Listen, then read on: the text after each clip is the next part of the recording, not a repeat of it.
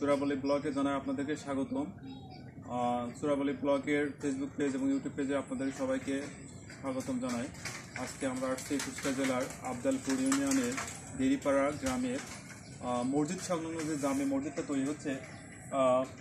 এইদিকে দেখতে পাচ্ছেন যে আসলে টাকার অভাবে আর্থিক অবস্থার সমস্যার কারণে মসজিদের কাজটা স্থগিত হয়ে আছে। কাজটা শুরু হবে আপাতত মধ্যপাড়ার মানুষ অনেকজন সাহায্য সহযোগিতার কারণে এতটুকু কাজ আগাইছে।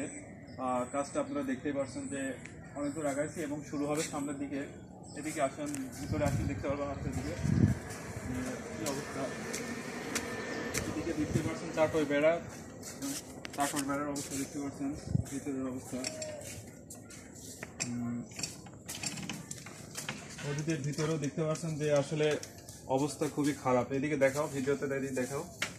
আসলে অর্থের সমস্যার কারণে এই বেড়াটা দেখতে পাচ্ছেন পানির টিন দিয়ে পানি পড়ে, আসলে খুবই খারাপ অবস্থা। আসলে বলে বোঝানো যাবে না মাইকের অবস্থা। এদিকে খুবই খারাপ নাজুক অবস্থা।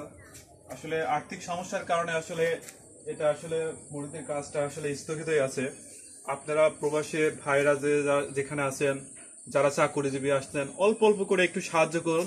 সাহায্য করার ফলে এই মসজিদটা হবে। এটা আল্লাহর ঘর, এটা আমার আপনার ঘর না। এটা মৃত্যুর পরবর্তীতে এটার ফল আপনারা পাবেন। চলুন ওইদিকে দেখাচ্ছে।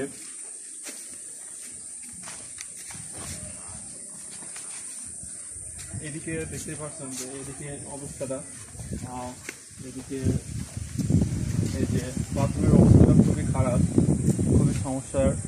এদিকে এই পর্যন্ত মসজিদের জায়গাটা। চলো ওইদিকে চলো। আসলে আল্লাহর ঘরে সাহায্য করলে কখনো ফুরায় না, এটা আসলে বৃদ্ধি পায়।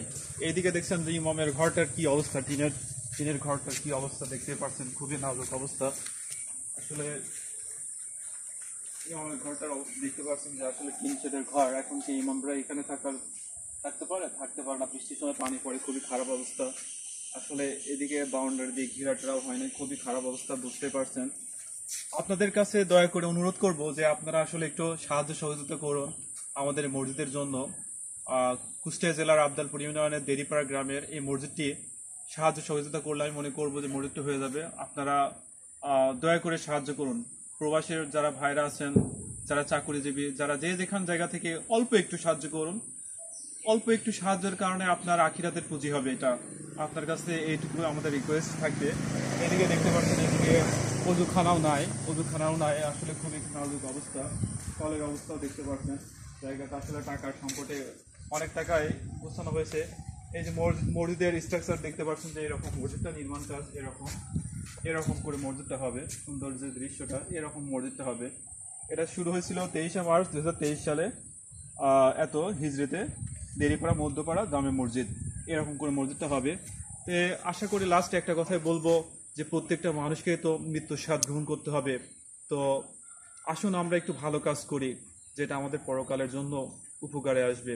সবাই ভালো থাকবেন, দেশের প্রতি সবাই ভালোবাসা রাখবেন। আসসালামু আলাইকুম।